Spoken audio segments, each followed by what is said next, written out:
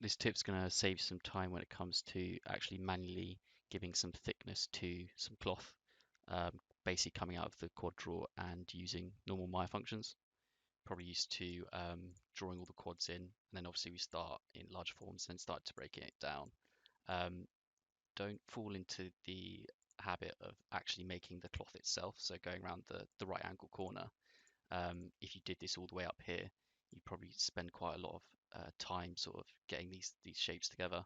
A quicker way to do that is focus on the outer surface itself, so maybe the front side. So let's just do like a little patch here, following the topology flow. Once you've finished with that, you come out of quad draw. So it's decent to remember that when you're doing retopology, it's not all contained within the quad draw. We can actually come out and start to move verts away from the guide itself. So coming out the quad draw, and then I'm going to deactivate the selective guide so it's not attaching to that guide mesh.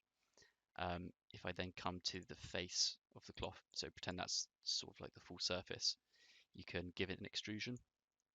We're going to extrude it down, and that's basically going to give thickness to the entire piece of cloth without you having to go and make the sides and then also do the underside of the cloth, which can be pretty tedious. Um, you'll probably find that it's given this black material. That basically means that this is the wrong side of the face, so it's an inside face.